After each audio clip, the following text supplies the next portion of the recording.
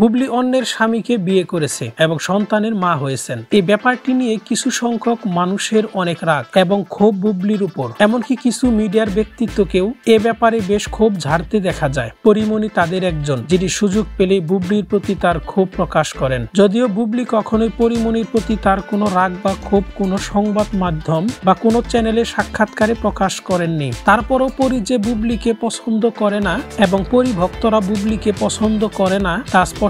এর কারণ কি? পরির সাথে অপু বিশ্বাসের সখ্যতা নাকি পরি বুবলির প্রফেশনাল প্রতিযোগিতা? কারণ যাই হোক, যে সকল পরি ভক্তরা বুবলিকে ঘৃণা করেন তাদের কাছে কিছু প্রশ্ন রেখে যাচ্ছি, যদি পারেন তো ভদ্র ভাষায় উত্তর দিবেন। বুবলিকে দোষারোপ করেন কারণ বুবলি অন্যের স্বামী হরণ করেছে। এই অভিযোগের প্রেক্ষিতে পরি কি ধোয়া তুলসী পাতা?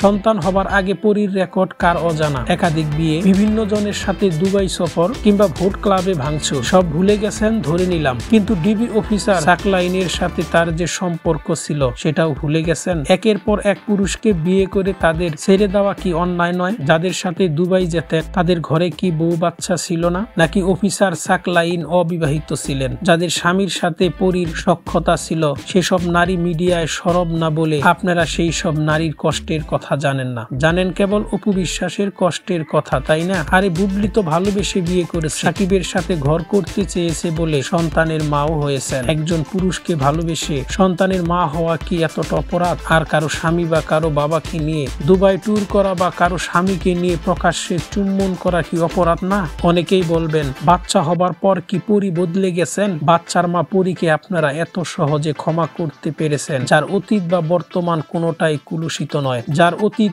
এত কুলুষিত, অথচ আরেক বাচ্চার মা বুবলিকে আপনারা আজও দোষারোপ করে যাচ্ছেন, যার অতীত বা বর্তমান কোনোটাই কুলুষিত নয়। অবাক হই আপনাদের বিবেচনা দেখে।